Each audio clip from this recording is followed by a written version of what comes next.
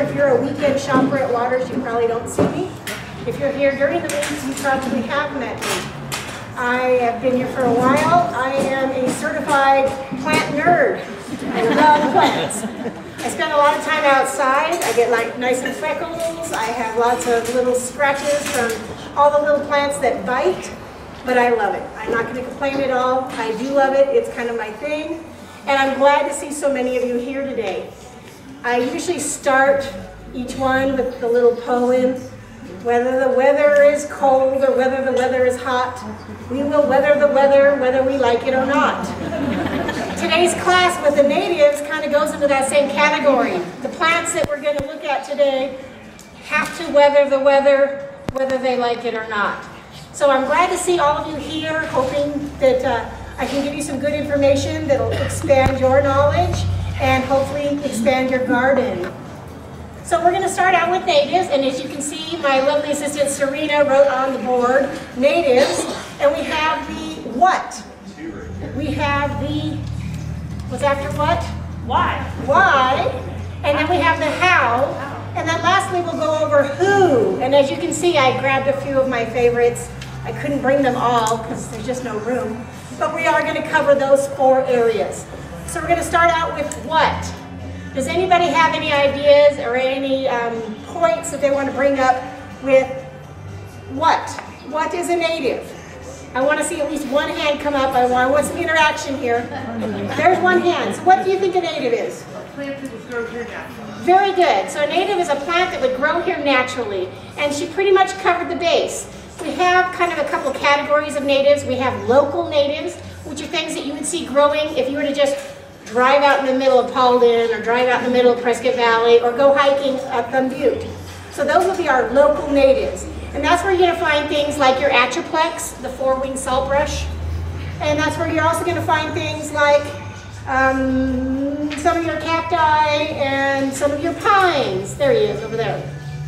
So those are local natives, things that would grow here without any help. They're pretty tough plants, but they're actually a little on the boring side.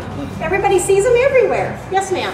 Include Dewey in that. Yes, and Dewey. So there's a lot of things that are a little hot down in Dewey. So things that might thrive here in Prescott naturally, down in Dewey, you'll go, whew, man, who turned on the heat? They don't like it that hot, so you're going to find a different fauna and a different flora that grow down there. You might not see the javelina and the deer as much as you would out in Paulden. You might see is a lot more snakes and reptiles down in Dewey as you would in Prescott. So we're going to have different types of animals and different types of plants depending on your exact region. But generally speaking, one thing they all have in common is they don't need a lot of intervention. We don't have to do a lot of one main thing. What is the one main thing that Water. Thank you, water. So when we're looking at what is a native is a plant that will survive here without a lot of intervention. A local native would be one that you would find if you were just go out hiking in the middle of nowhere out here.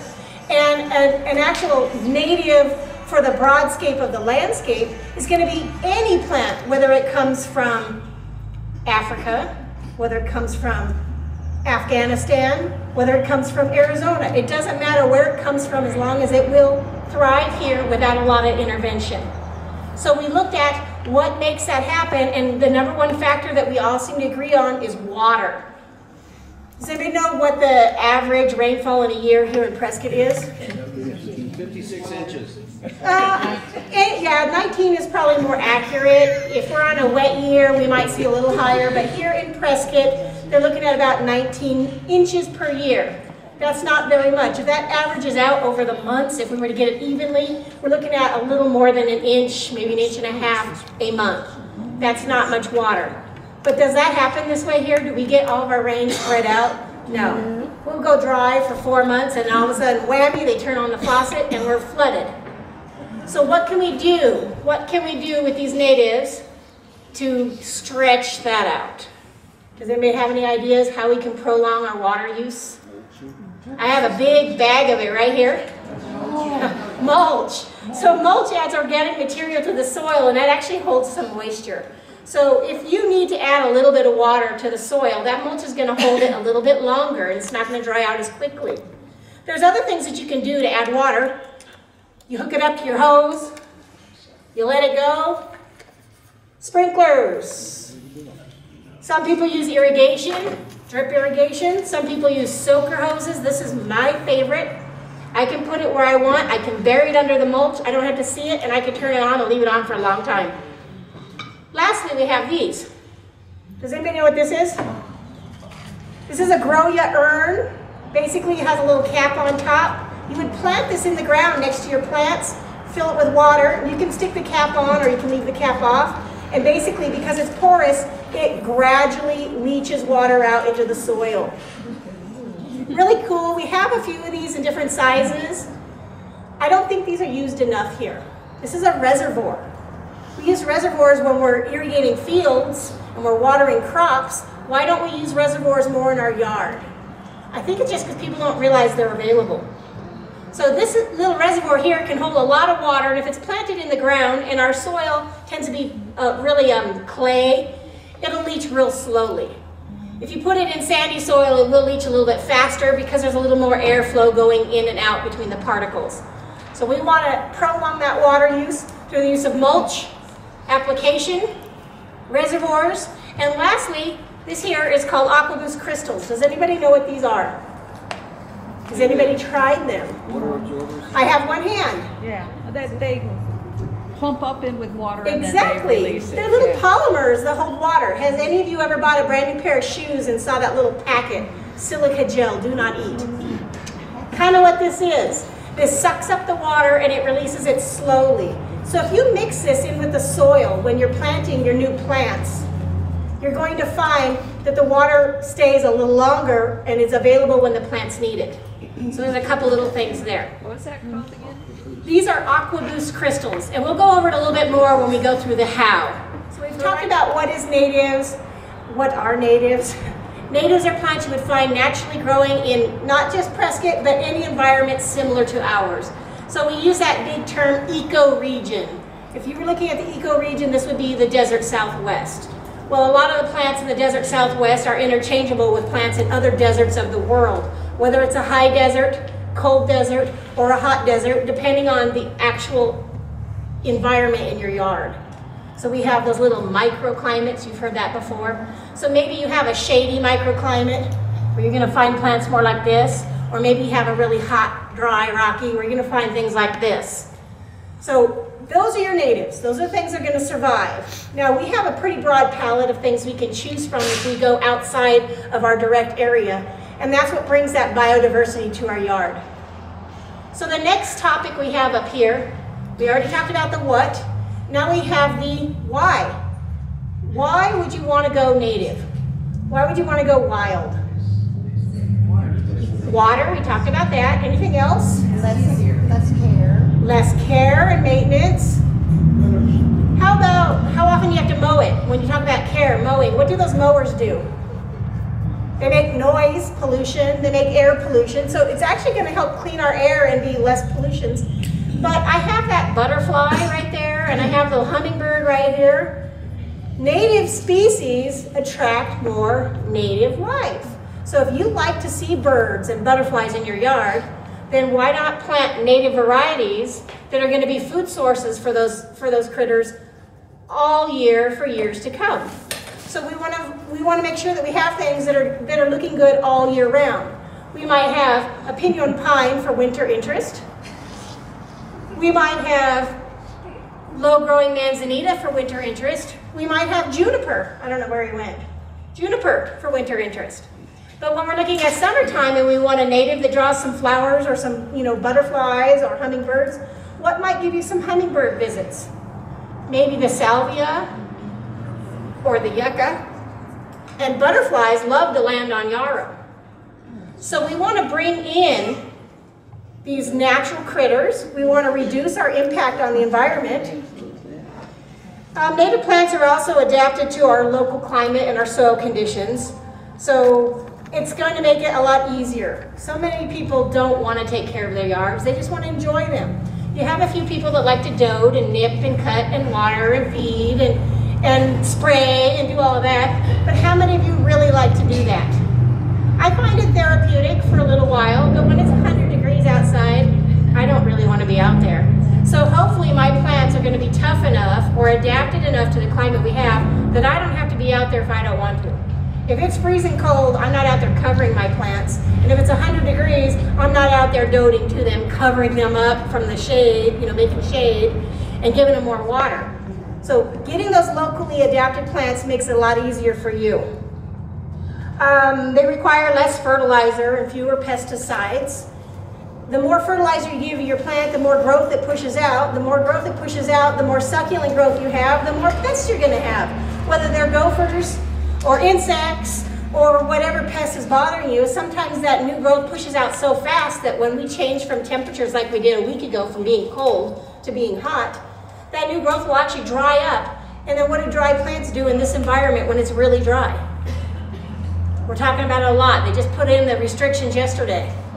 Fire season. Fire-wise, okay? So we don't want to have those fire problems. So we want to make sure that our plants can take that change from 0 to 100 degrees over the course of a couple of months.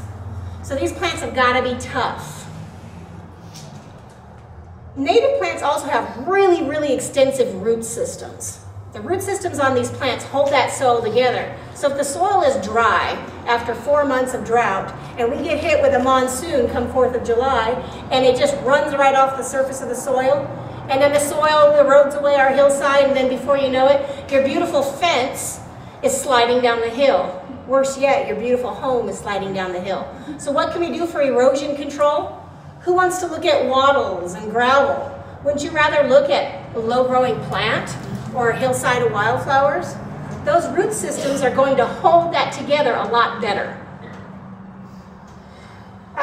They're going to reduce the runoff. We talked about that. They can help reduce the air pollution because, again, we have plants that are actively growing at all times of the year. You're going to mix them up so that you have some evergreens. You're going to mix them up so you have some flowering plants that prefer spring, some that prefer summer heat, and some that are going to do their thing in the fall. If you always have plants that are actively growing, actively taking in carbon dioxide, putting out oxygen, they're going to help clean the air and make it fresher for what we do. Plus, they're pretty to look at. They don't require the mowing that you're going to need. If you're watering a lot, because a plant needs a lot of water, it's going to shoot out a lot of growth. A lot of growth, if you want it to look more clean and kept, needs more mowing. We already talked about the mowers being loud and being stinky. They put out a lot of air pollution, a lot of noise pollution, and they also require some sweat. I don't like to mow the grass. I let my husband do it, but we don't do it very often because we have all native grasses. So we might mow twice a year. Shelter and food for wildlife, we talked about that. So food sources would be the nectar for butterflies or for hummingbirds. And then of course shelter would be just places where they can nest. How many of you seen birds nesting inside these? They don't seem to mind the pokies, do they? They go right in there and they find a nice little spot. And it's safe because predators aren't going to want to go through the spiny, pokey barbs of a lot of these cacti. So it's a nice, safe place for them to live. They're beautiful. I was told that landscapes can improve your property value tremendously. If you were to do a remodel on your bathroom, you might net maybe, I think it was like 35% on a bathroom remodel. On a landscaping, it's almost 100%. In some cases, it's above that. So if you can add to your landscape, the cost that you put in, you will get back, as long as it's well maintained. If you do your maintenance or you pick the proper plants that don't need it, you get yourself quite a return on your property investment. So if you're looking for a tough love, gardener type plants, natives are the way you want to go. You can love them, but you can neglect them a little bit once they're established. So these are the plants that we're going to talk about today. We talked about what is a native, we talked about why go native, and now we're going to talk a little bit about the how to go native. So the first and foremost thing I want to emphasize on the how is know your spot. How cold can it get in the wintertime? This winter was not cold. I still saw single digits at my house. I'd leave my house, my little car would say 7 degrees. So you need to look for hardiness that can handle as cold as you might see on a cold year. So when I'm looking for plant hardiness in my area, I look for things that can go below 0. Here in Prescott, you don't have to be quite that picky. There are some areas that will get cold, but I don't think they see below 0 in a normal occurrence. If you're in Dewey, you're not going to see it get below 0 on a normal occurrence. Now we also need to consider how hot it can get, because some plants, they don't mind freezing temps at all. They can go 30, 40 degrees below 0, but when it gets to be 100 or 110, can that same plant withstand both extremes? So knowing your spot, how hot, how cold, is going to tell you which plants to look for. Know your spot. In the middle of the day, is it hot and sunny? Or do you have a canopy from a tree overhead?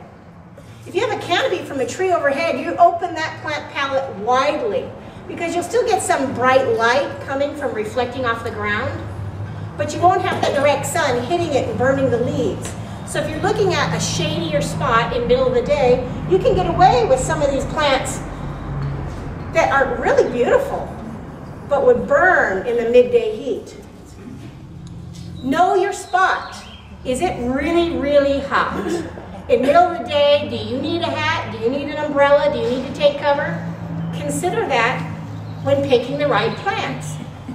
Not everybody likes cactus. I think they're beautiful, I think they're cool, they give you great flowers, but I tell you what, I don't want a cactus at the end of my walkway where if I had to pick up mail that blew out of my hands, I have to reach in the poke and prickers. So I want to put my cactus in a spot that's away from where I'm going to have heavy traffic, yet where I can still see it. He does want some light. Know your spot. Soil. What kind of soil do you have? Do you have decomposed granite? Do you have sand? Do you have clay?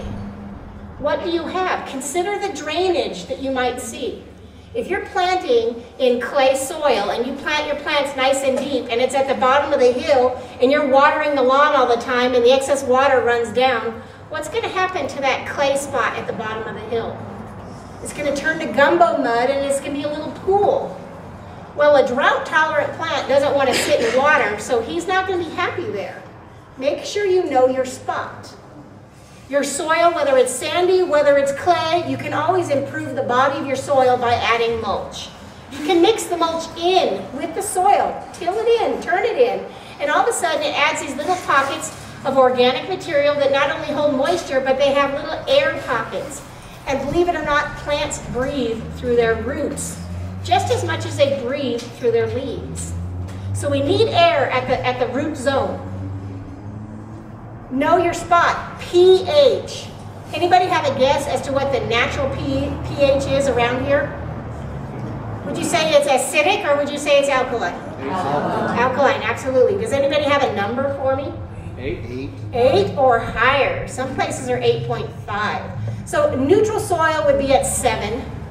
We're sitting at 8, and some places are as high as 8.5. For each point you go up, that's 10 times more acidic. So even though 8.5 doesn't sound like it's a lot more acidic than 8, it's actually 50 times more alkaline.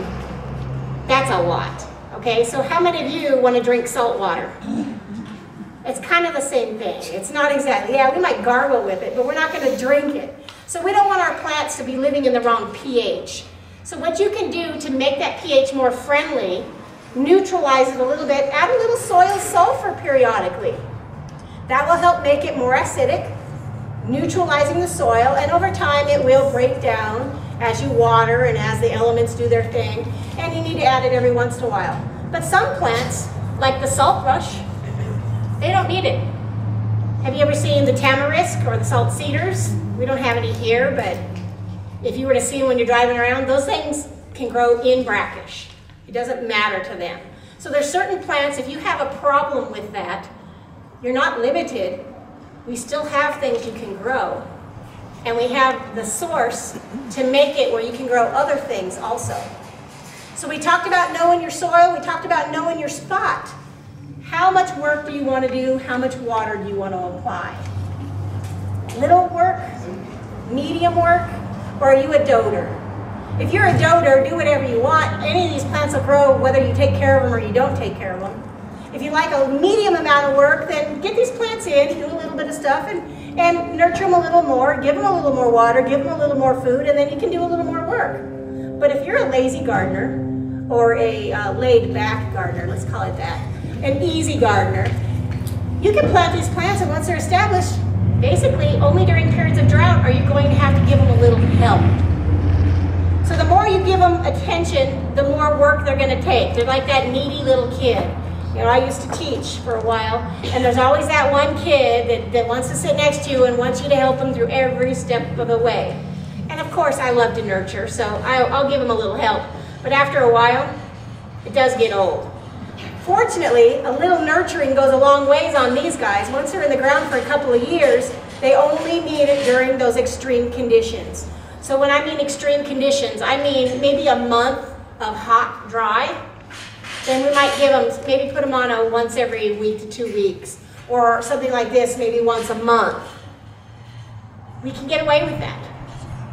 So we've talked about what, we've talked about why, and we're going into the how. We know our soil, we know our sun, we know our water.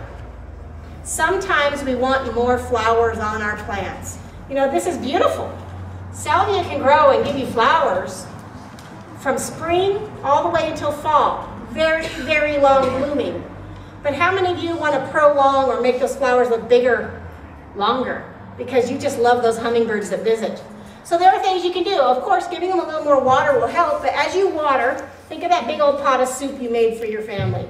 You made the pot of soup and you fed your family of 4, and all of a sudden the neighbors came over because they could smell it. It smelled really good. You're like, oh man, I only have enough for 4 people. Well, I'll just add water. Well, it dilutes it down. That's what happens to the plants with nutrients. The more water you add, the more diluting you do of the nutrients that are in our already starving soil. So what can you do to make it better? Add a little mulch, add a little fertilizer. If you want to give them a good punch, pack that punch to give them more flowers, then you can add the flower power. On my natives, I do feed. I probably don't feed as often as I should. At least I don't follow the directions. But my yard's all right. If I wanted to really boost it, then I would go to the label instructions and I would feed the entire landscape. 4 times a year with a 744, every 2 weeks on anything that flowers. The neat thing is about that flower power is it's diluted in water and it's delivered in a form that plants can use. It's already water soluble. Phosphorus is that ingredient that makes flowers really pop. The problem with phosphorus is it doesn't travel through the soil very well, so we're constantly having to replenish it. So as your flowers are blooming and blooming and eating, the phosphorus is becoming less and less, so we replenish it every 2 weeks to keep them going strong. Every once in a while we'll have a high wind come through and a lot of new growth just pushed out because it was cool and nice. And then last week we had wind like crazy and all that new growth shriveled up. How many of you had new growth that shriveled? Wilt stop's like chapstick for plants. You can spray that on the new growth, whether it's a pine, whether it's a softly, you can spray it on those, and it basically seals in the moisture that's there and the plants don't lose as much through that evaporation.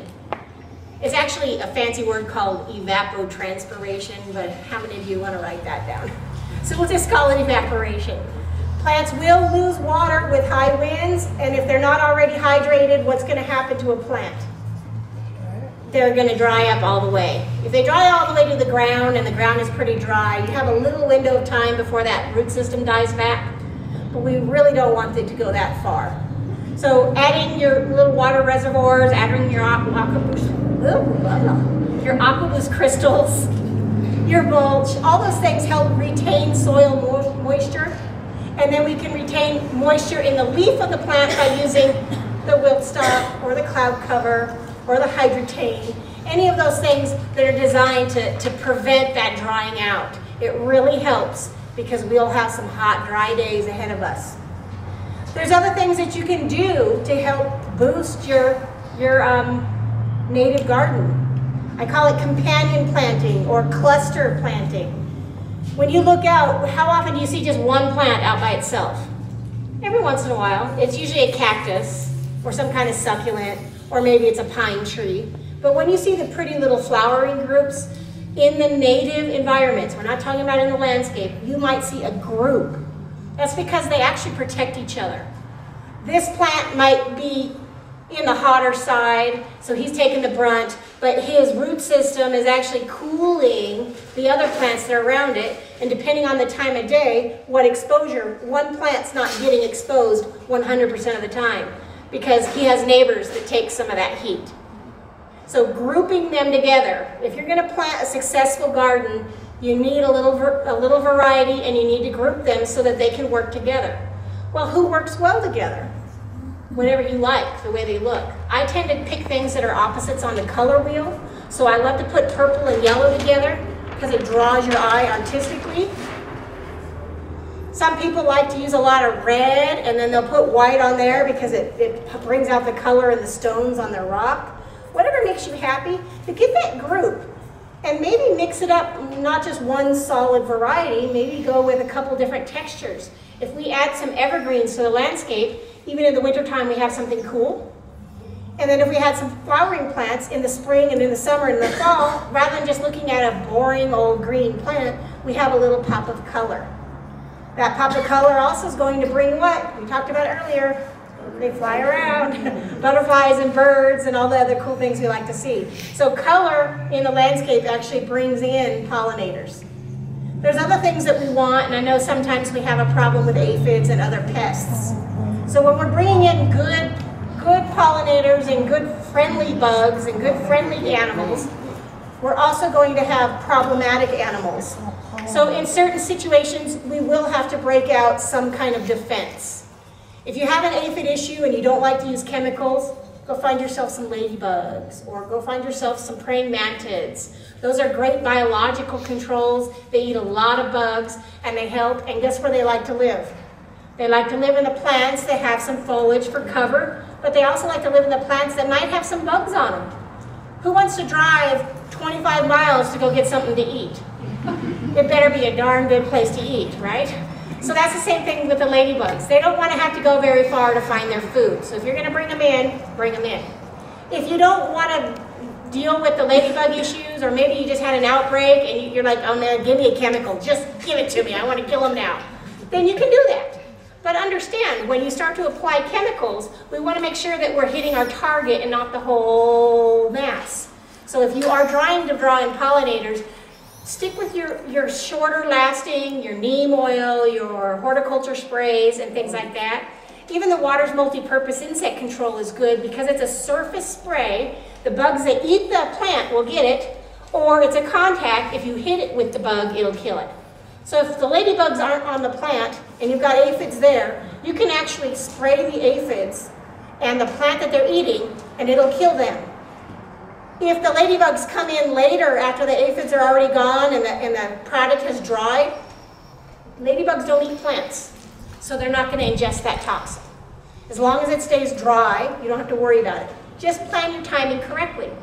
How many of you have ever heard of the bark beetle or the scale on the pines? Do pines produce flowers that draw pollinators? Not really. So you can really get toxic on those. Bark beetles are a native problem here, and they affect the native trees. It's because that bug has been here a long time, feeding off of those trees for generations and generations. So how do you stop that? You either got to spray them and kill them, you got to cut down the trees and take away their food source, or you got to make their food source sour or bad. And that's where your plant protector comes in. Plant protector is a drench that the tree absorbs, makes that whole tree toxic. So anything that eats any part of that tree is going to ingest the toxin, and if they're a bug, they're going to die. So it's really a great product, and it'll last for 1 year, but it can be very toxic. So make sure you're only applying it to the things that you need to hit the target. I wouldn't apply this to my flowers, because there's another product I can use for my flowers without hurting the bees or the hummingbirds or the other things that want to eat it. So I'm only going to put this on my things that aren't producing heavy flowers that have bug problems. And again, pine scale is a tough bugger to control. So rather than cutting down our trees and eliminating the food source, why don't we just make the food source no longer appealing? I have an issue with gophers in my yard. That's the reason why I brought the Molmax out. The happier your yard looks, the happier and healthier your plants are, the more appealing they look to those little burrowing buggers. Whether they're gophers or Some of the pack rats like to eat on the ground. Even bunnies and deer and javelina, they'll eat stuff. So you can sour the food source by making it smell bad or taste bad, where molebacks is one of those granular things you sprinkle on the ground, and it makes the ground smell bad. To me, it smells like soap. It's made out of castor oil. It's safe. It's not going to hurt anybody. But the gophers don't like the smell, so they just kind of tend to go somewhere else where it doesn't stink so bad to them. So there are things, as your garden gets prettier and happier for you, it's also prettier and happier for those pests. We don't want to have that happen. So we've got kind of down to the how. Does anybody have any how questions right now? Yes, sir. Your gopher pond, do you have to water that down then, or do you spray it? Or It depends on the application time. So if the soil has already been moist from watering plants, then it'll leach in. If it's really bone dry and you don't plan on watering, then I would water it in. It needs to get into the soil. It will gradually go in, but if you've got a gopher issue that you can notice and your soil is dry, I would definitely wet it in. I usually apply it for a couple days in a row, and then I let it go for about 3 to 4 weeks. And then if I don't notice any more mounds, then I'll just let it go. Another question. What is that product for the gophers that you spray? This one here is Molmax, and it's made out of castor oil. Molmax. And it's got a soapy smell. It's just kind of a nice little round granular product. You can sprinkle it on the ground straight out of the bag. Because it's not going to hurt you, you can actually use it in your hands and throw it out. Or you can get one of those broadcast spreaders and flutter it out. I found that my dogs don't even like the smell, so it kind of keeps them out of the yard too. So you don't have to put it in their tunnels? You don't have to put this in their tunnel because this is not a poison. This is actually a repellent. If you wanted to kill the gophers, then you would use a bait that has some zinc phosphide in it. The zinc phosphide gets in their gut, and because gophers can't vomit, it expands, and they expand too, causing them to die. That is a product you want to put down in the hole so that other animals don't eat it. So what, you have that there? I don't have it on the table. It's called Go Die. It's down in the store. And it's a bait. You do not want to use the bait and the repellent together, because if you use the repellent near the bait, they won't eat the bait. Yeah. We want them to eat the bait. We don't want our pets to eat it, but if they were to eat it, dogs can vomit, cats can vomit. So they're just gonna vomit. Once it's done its thing, once it's expanded, it's not gonna hurt anybody else. So if a gopher died because it ate the zinc phosphide, and then your dog found it and ate it, it's not gonna do anything to your dog, unless the gopher had something wrong with it. I would keep it away from horses or animals that cannot vomit, because it will make them sick. I saw a question. Yeah, mothballs work. Mothballs have a very strong smell, Yeah, it absolutely. drives them out of their tunnels. They have a strong smell, so if the smell is there and you don't like that smell, are you going to hang around and eat? No, not likely. So on that case, then other repellents might come in handy, like the Repelzol, which is supposed to smell kind of like a predator. I think it smells like death.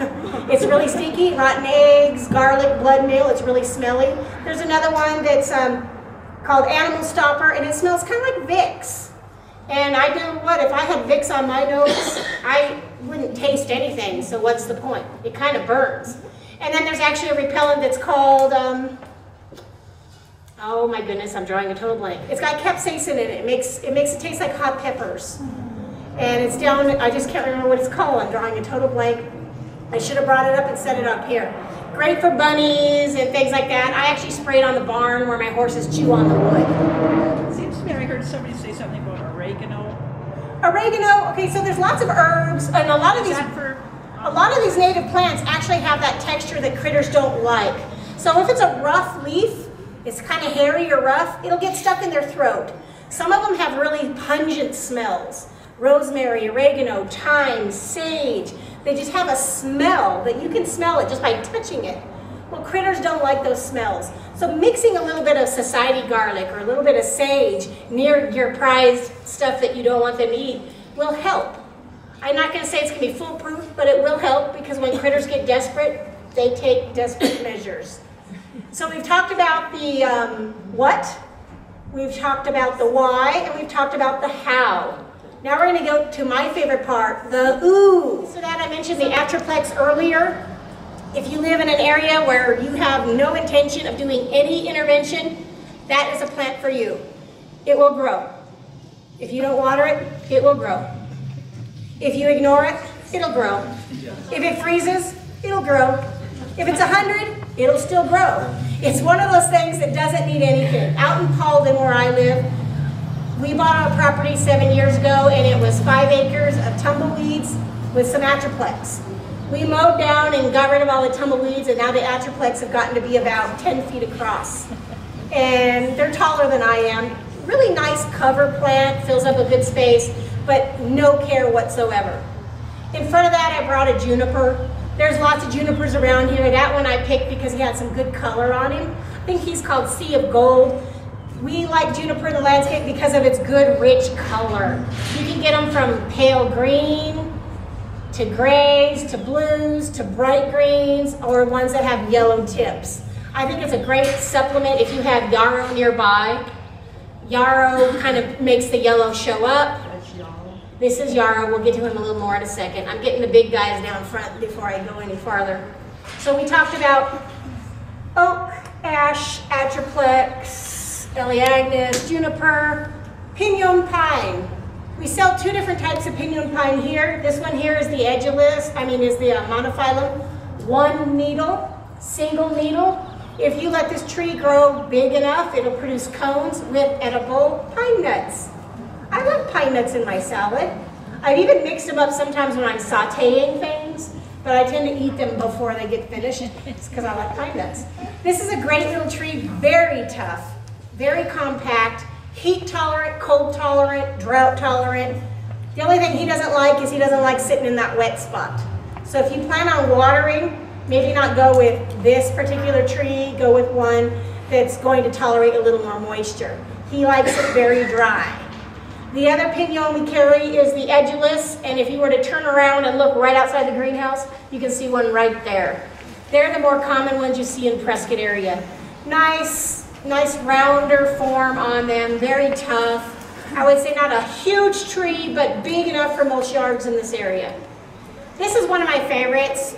I picked it. It is a little thirstier than most of the natives that I brought out, but it's just so awesome in its color. Does anybody know what he is? Smoke tree. Smoke tree. Some people call him smoke bush.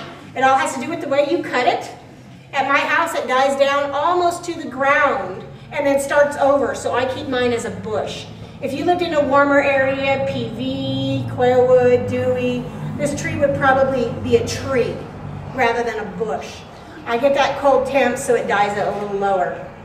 Manzanita is one of my favorites. It's really hard to find the Howard McMahon, but the bearberry, knick-knick, low-growing manzanita, really a neat plant. It has a couple things I really like about it, not only the evergreen factor. It's always cool to have something that's green in the winter, but to see those little flowers that turn into berries, and the wood on a manzanita.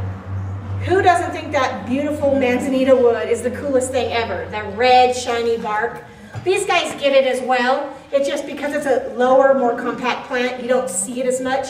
It's great if you plant it near other red plants. Then it makes it show up more. Nice, low-growing plant. It can cover hillsides, hold that soil together so we don't have the runoff problems when we do get the rains. Okay, so we've talked about some trees, we talked about an evergreen. I'm going to kind of shift over to this side here. Soap tree yuccas, any of the yuccas. If you want something tall, if you're in a hot spot that's sunny and you really don't want to do any work, get one of these guys in, get them established, and water only during periods of drought. Now, to me, a period of drought is if the temperatures are warm, I would say 70, 80 degrees or warmer. If we go for a month like that, then I'd give them a drink. In the winter months when the temperatures are cooler, I would say you might even be able to go 2 months without a drink once they're in the ground. If they're in containers, then you might need to water them a little more because they don't have that root system that they would in the native soil. Down below, I brought a lilac, but I also brought the Apache plume. This guy here is just a baby, but how many of you have seen the Apache plume as a big bush? They can get to be almost as big as I am, and they get this pretty white flower followed by kind of a real fine, feathery flower that looks like a paintbrush, hence the name, Apache plume. Really good native. Great to see fill in. It's a good, like I said, it's a filler plant, not so much a specimen, but a nice filler. Next to it, I brought in a lilac. And how many of you are thinking lilac? Yeah. That's a cottage garden plant. That's actually very low water needs on a lilac. So you can get a lilac established in some of these older homes that have been there for years and years, and they have never been watered. Yet they still give you that really great spring flower and a good cover. I couldn't not mention a lilac. They're just stunning, the smell, the tough plant. We've got varieties anywhere from the bloomerang, which are low and dense, and they repeat their blooms, all the way up to the traditional old-fashioned ones that get to be about 12 feet tall. Yes, ma'am. I come from Kansas, and a lilac that we had planted when my grandparents were there, probably in the 1880s, survived the great drought that we had in the 1930s. Absolutely. And it's still growing today. So lilacs, we have a testimonial right here, not just here in Prescott, but in Kansas. 100-year-old lilac surviving droughts. Well, it's probably almost 150 years old See, now. even 150. It is a tough plant. It's definitely, if you're going with a standard lilac, it's a plant I would put as a backdrop because they are large. If you want it in the foreground, stick with your lower varieties like your bloomerangs. And then again, once they bloom, deadhead those flowers off if you're the nurturer, hit them with some flower power and enjoy another round.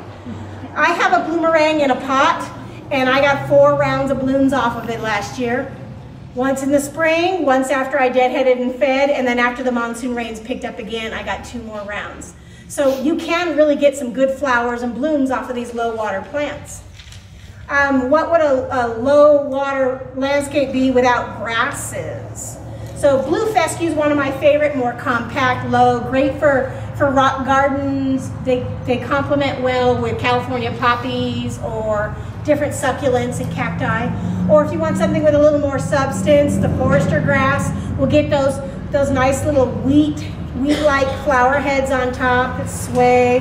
Very pretty, very structural in the landscape, and very low water needs once they're established.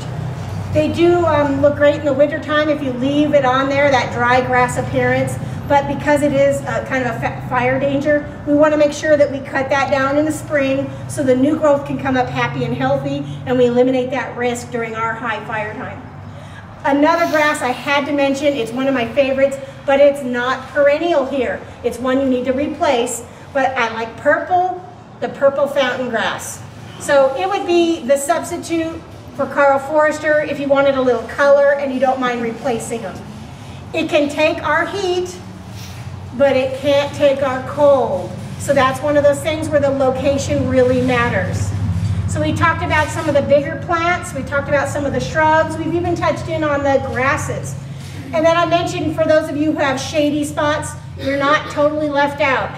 There are native plants that grow here in Prescott for those shady spots. And that's where this little cluster comes in handy. I brought a spreading yew, thinking it was a spreading yew, and I grabbed the upright yew. Depending on what feel you want, if you want a taller backdrop plant, 8, 10 feet tall, 12 feet tall, the upright yew will work. The great benefit about this, not only is he evergreen, but very little needle loss. So if you don't like cleaning up needles, this is your plant. You can get the spreading yew that doesn't get as tall, maybe knee high, but he'll spread 10 feet. Or you can get the upright one. Critters will not eat this. If they eat it, they will get sick. It is very poisonous.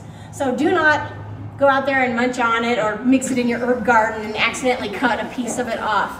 Keep him kind of in an area away from your edibles. Put him somewhere where you have a problem with animals that are eating it, and they won't mess with this. They'll decide they don't like that area. This is a great shade plant, fills up nicely, gets a good substantial root system on it, very low water, but very nice all 4 seasons. Plus he gets a nice red berry on him. Good for Christmas time. Next to the yew, I can't go anywhere without thinking of the coral bells or the heuchera. This is an evergreen plant also. If it does not have leaves on it in the wintertime, you either gave it too much or too little water, but it will come back in the spring. Mine stay with leaves even in the winter months, and they come in a color of anywhere from bright green chartreuse to peach, to purple, almost black. Great plant, coral bells. If you're looking for something flowering in the shade, there's always columbine, but there's also, anybody know what he is as I drop him? Lupin. Lots of different colors on that, but look at how pretty this trio is together. Isn't that nice? And if you want a low foreground plant to contrast with the lupin, I grabbed some ajuga. Nice shade plant. I stayed away from the vinca. I figured everybody here who has shade gardens has already dealt with vinca. It's very tough, but when you get tired of it, too bad. You got it. Vinca's gonna be there for a long time. What is it? This one here is ajuga, or carpet bugle. Some people call it bugle. E-J-E-G-A. In your sunny spots, you got all kinds of perennials. I mentioned the yarrow. This pincushion flower is really great. You can put pincushion in the ground, and that thing, even in the wintertime, still has a green tuft to it. Blooms long time. The meadow sage, this is great alternate if you don't want the Russian sage. This is a different type. This is Nemorosa. And this guy gives a nice lower spreading, nice blue. Some of them come in pink even. And then of course catmint. Catmint's not blooming right now, but if you want a good smelling foliage, brush this, smell it, lovely, great mound. And my cat has his little opportunity to go be a little stoner. He'll go roll in it, his eyes on he likes it. If you're into smell, chocolate flower. This is a plant that you can kill with too much water. So put him in on the margins where it's very dry, next to something that you're watering. He'll get just enough water from the overflow of that plant. You don't want to overwater this, but you do want to take the time to smell it. Some people call them green eyes, but if you've ever smelled the chocolate flower, green eyes don't fit it as well as the chocolate flower does. It actually smells like hot chocolate powder. I mentioned the salvias. There's always artemisias, different types of that foliage color, whether it's Dusty Miller, Poes Castle, whatever. Great structural plant, gray foliage, really pops against some of your greens. And then Gara is one of my favorites. It's a good companion plant. If you get a denser variety, it's great by itself. But it gets these lovely little flowers, and they send out long stems that will actually hover up above others. So it's a really good mix them in type of plant. How do you spell that one? Gara, G-A-U-R-A.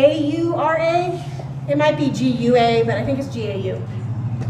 Anyway, so I only brought some of my favorites. You can take a stroll through the garden center and ask. Most of the stuff we have here is meant for Prescott. So I could have brought the whole greenhouse in and said, oh yeah, that'll grow here. They might need a little more water than that one will, but they're all going to adapt. So it depends on how little or how much work you want to do. Some people like to throw out wildflower seeds and let that go. I have 5 acres, so you can't keep 5 acres looking perfect all the time. So I've claimed certain areas by using wildflower blends, whether it's a meadow blend with wildflower seeds in it, something kind of like this.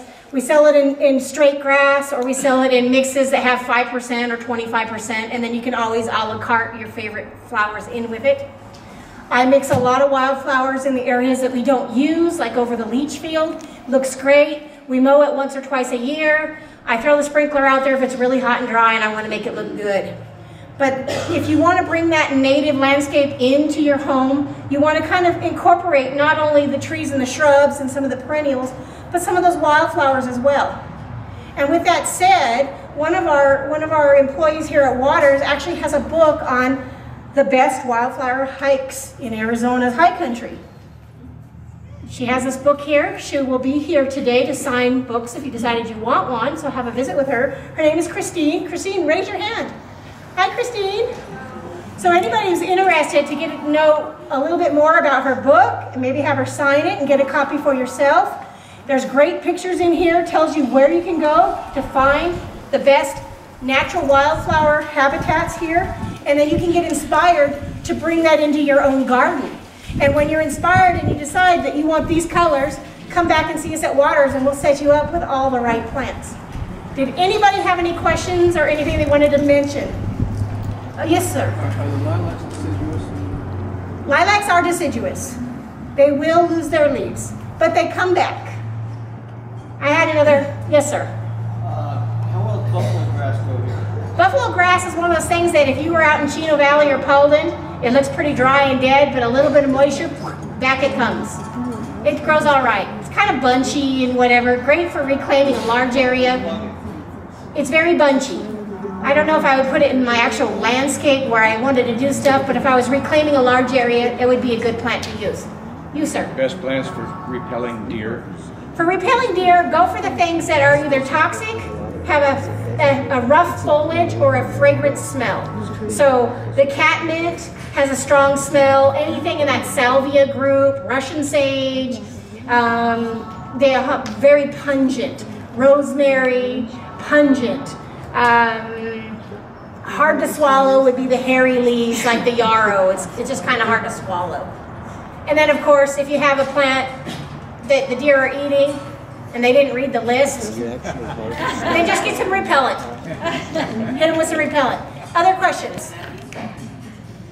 Of the plants that handle the shade, Yes. the deepest shade that flower, which ones would you recommend? Deep shade and flower, juga, vinca, they can take that.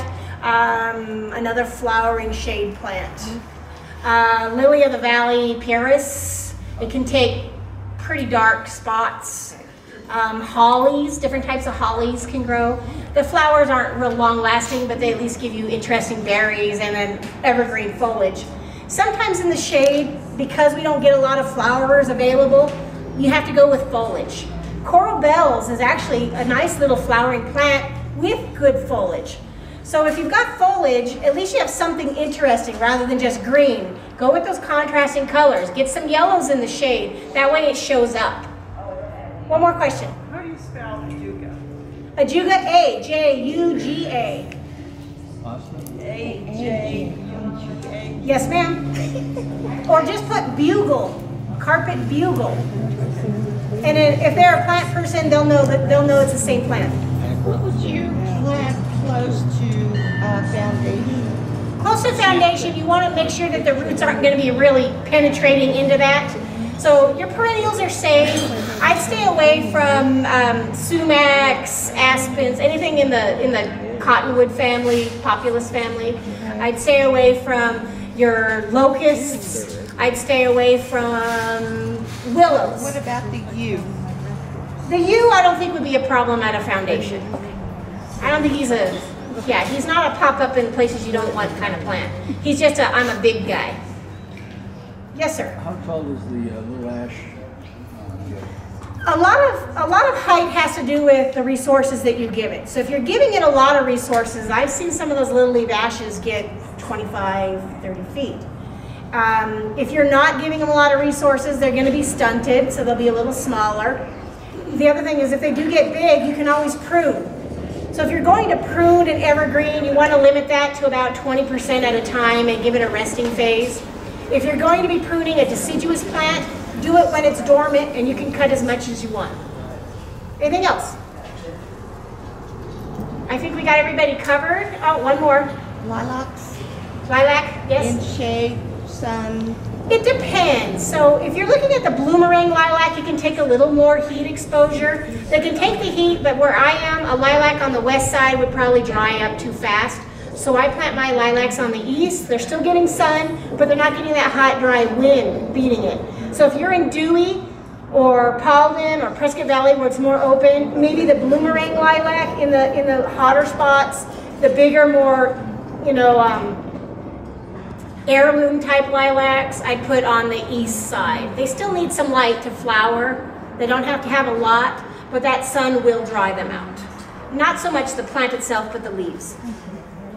In Kansas, we planted them out in the whole shade, or in the sunlight. In the sun? Yeah, they could take some sun. But the land is very different in Kansas too. It is different. You will get hot there. Still, when it does take dry weather easily up there. It tolerates dry, definitely. We just don't want those flowers to dry out too quickly. We want to enjoy those flowers as long as we can. So to do that, we want to keep the exposure down. We want to boost the nutrients. We want to give it every little thing we can to enjoy the part of lilac while we plant them. All right, so if anybody has any other questions, you can see me after class. I'll be a minute to kind of clean up my stuff. If you just kind of want to have at it and dive in, grab a shopping cart and start picking things off, I'm going to be putting these plants away. So they are for sale if you decide you want one of the ones that I brought out. But before you go, if you got a minute, stop and smell the chocolate flower. Thank you, everybody.